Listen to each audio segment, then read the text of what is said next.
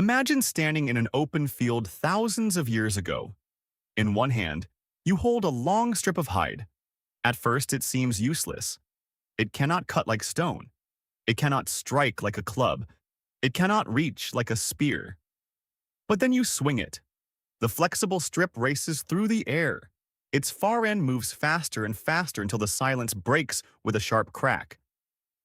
Every animal nearby freezes. For one moment, you have changed the entire space around you. You have created sound from movement, distance from danger, control without contact. That may have been the beginning of the whip. But here's the strange part. We do not know exactly who invented it. We do not know where the first whip was made. And we may never know. The first whips were probably made from materials that disappear almost completely with time. Leather, plant fiber, twisted bark, rawhide, animal sinew, or flexible branches. Stone survives. Metal survives. Bones sometimes survive. But a strip of hide left in rain, soil, heat, and insects can vanish without leaving a trace. So the first whip may have been invented long before history could record it. And it may have been invented more than once, because the basic idea is so simple. A person does not need a metal workshop to make a whip. They only need something flexible, a branch, a vine, a braided cord, a strip of animal hide. Then comes the discovery: if one end is held tightly and the other end is allowed to move freely, energy races along the length of the material. The tapering end speeds up. The air suddenly cracks. To a human, it sounds dramatic. To an animal, it can sound like danger. And that is what made the whip useful. Not because it was the strongest tool, but because it could influence movement from a distance. Long before people built cities, domesticated large herds, or drove animals across open land, humans already understood a basic truth of survival. Getting close to an animal can be dangerous. A frightened animal may run. It may kick. It may charge. It may disappear into the landscape before you can react. But sound can travel farther than the human body. A whip could make sound, and sound could make an animal move. That may have been one of its earliest advantages. Not necessarily as a weapon, but as a signal. A sudden crack could startle an animal away from danger. It could push it toward a direction. It could help guide a herd. It could make a group of animals turn without the human needing to stand directly beside them. This became even more important when humans began living with animals instead of only hunting them.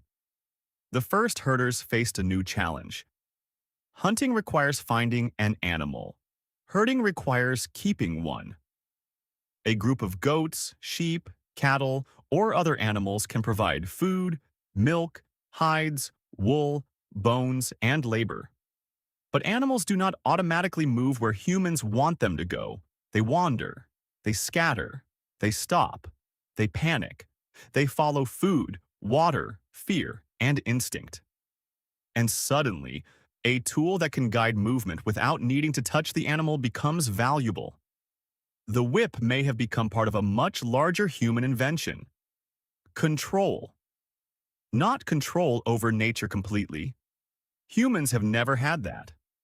But control over direction, over distance, over the movement of animals in a landscape. Imagine an early herder trying to keep goats together near a rocky hillside. The animals begin spreading out. One heads toward a dangerous slope. Another moves toward a field where it should not be. The herder does not need to run at every animal. A sound can travel. A crack can carry. The animals react. The group turns. And the human remains at the center of the moving system. That is the hidden power of the whip. It turns sound into guidance. But the whip did not remain only a tool for animals. As human societies became larger, tools of movement became tools of authority. A stick can point, a staff can guide, a rope can bind. A whip can command attention, and in the ancient world, objects like this could become symbols of rank, work, transport, and power. In ancient Egypt, whip handles have been found from the New Kingdom, including finely made examples associated with officials and elite culture. Some were decorated with carved horses, paint, ivory, or inscriptions. This tells us something important. By then, the whip was no longer only a practical object. It had become meaningful. A tool could also be a symbol. It could show who gave orders, who controlled animals, who kept time for workers or rowers, who had authority over movement. But every tool has two histories. One history is what it was made to do. The other is how people chose to use it. The whip could guide animals. It could make sound. It could communicate over distance. But like many tools, it could also become connected to coercion and unequal power. That is why its history is complicated. The whip is not only an invention of survival, it is also an invention of control. And control can protect, or it can harm. The object itself does not choose. People do. Still, the deeper story of the whip begins much earlier than any empire. It begins with a human understanding flexible materials.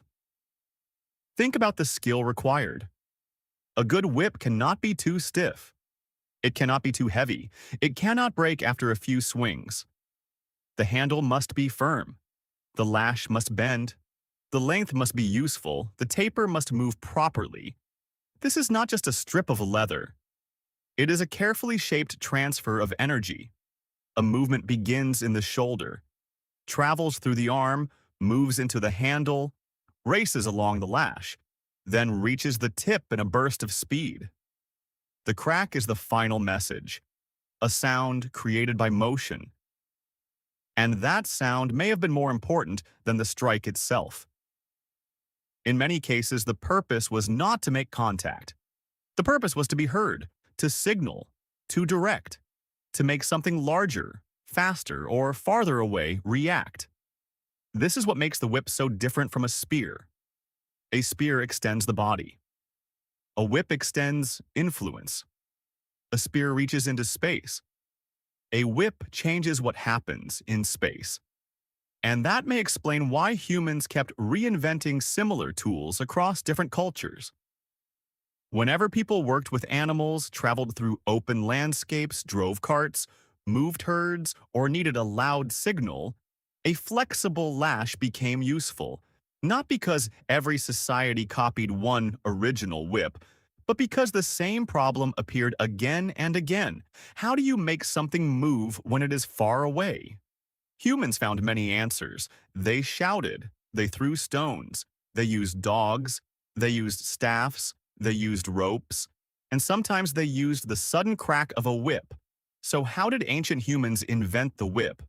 Probably not in one place, probably not in one moment, and probably not with a grand plan. It may have begun when someone tied a strip of hide to a stick, or braided plant fibers together, or swung a flexible branch through the air and noticed what happened next. A loud crack, an animal reacting, a new kind of distance. And from that simple discovery came a tool that would travel through herding, transport, trade, farming, ceremony, and history itself. The whip was not the sharpest invention, it was not the strongest. But it taught humans something powerful. You do not always need to touch the world to change it. Sometimes, all you need is a signal. Which fact surprised you the most? What mystery should Wyora explore next? If you enjoy uncovering nature's hidden secrets, don't forget to subscribe